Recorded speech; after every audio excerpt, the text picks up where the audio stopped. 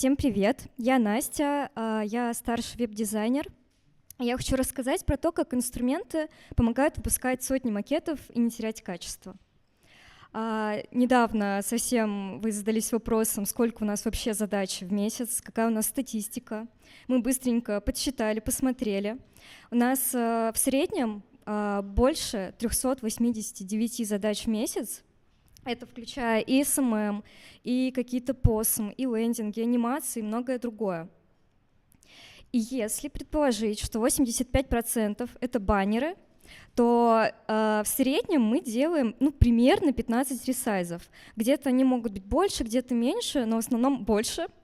И мы посчитали, что это примерно 4950 макетов разных ресайзов в месяц, что довольно много. И для того, чтобы команда могла справляться с этой работой, мы используем современные технологии. Я придумала такую метафору из пазлов. Мы используем очень классные программы, которые нам помогают очень быстро делать макеты. Мы используем шаблоны, используем библиотеки и общаемся в команде для того, чтобы все это соединить воедино. Начнем мы с программ. Дизайнеры, скорее всего, знают все эти программы, это для них не новость, но для тех, кто вообще не сталкивается с дизайном, часто кажется, что мы используем там какой-то стандартный набор инструментов по типу Adobe, но на самом деле этот список гораздо больше. Это и нейросети, это и фотостоки, и у нас в команде даже используют Blender, есть люди, которые умеют делать 3D-графику, есть люди, которые умеют делать анимацию, монтировать видео, и мы просто вообще мастера на все руки и умеем вообще практически все делать, и постоянно развиваемся. Вот такой у нас пример есть нейросетей. Это замечательный котик, которого сгенерировали в шапочке, в шарфике. Сейчас это актуально из-за осени. Это присутствует в нашем гайде осеннем по зоозавру.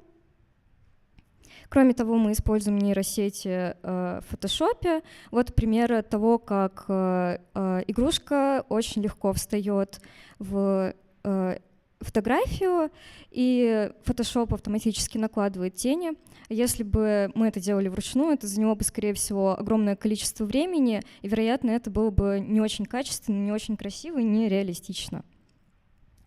Кроме того, мы используем ChatGPT.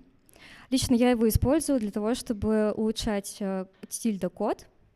Например, я попросила сделать его карту на Яндексе, добавить наши уникальные иллюстрации, иконки и использовать наши данные. Была такая задача. Мы с ней довольно быстро справились. На экране вы можете видеть эту иллюстрацию. Там появились метки. Конечно, это тоже заняло какое-то время для того, чтобы обработать эти данные, но в целом это ускорило очень сильно процесс использовать нейросеть. Эта карта полностью интерактивная, она очень похожа на ту, которая существует на нашем основном сайте, на сайте Детского мира. Она ее практически полностью повторяет, но при этом разработка заняла довольно короткий срок. Мы также используем шаблоны, они часто попадались уже на предыдущих рассказах. Это пример того, как шаблоны выглядели раньше. Это заглавные баннеры. Как можно заметить, здесь раньше были кнопки, которые не совсем было понятно, как использовать пользователям, потому что они в целом могли нажать на весь баннер и перейти по ссылке, а не нажимать на саму кнопку. Кроме того, здесь видно, что баблы очень разные, они скачут, меняются даже размеры промокодов, и это все находилось в большой каше, которую нужно было как-то структуризировать. И у нас появились вот такие шаблоны, они постоянно также развиваются, меняются в зависимости от сезонности, но в основном мы используем очень определенное расположение элементов, определенный размер текста, и таким образом у нас не скачет текст от баннера к баннеру, и все выглядит более красиво, однородно. Это пример заглавного баннера.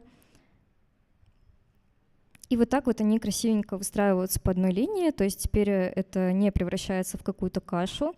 И клиент сразу понимает то, что да, вот здесь у нас находится скидка, он уже научен и знает, куда ему бросить свой взгляд, когда он смотрит на наш сайт, на приложение. Также наши бабблы могут меняться, опять-таки, в зависимости от сезона. Например, они могут поменяться на новогодний баббл. И, естественно, мы сообща с шаблонами используем библиотеки. Что такое библиотеки? Это такой набор разных элементов, которые мы можем менять прямо во время работы. Это сильно также ускоряет процесс.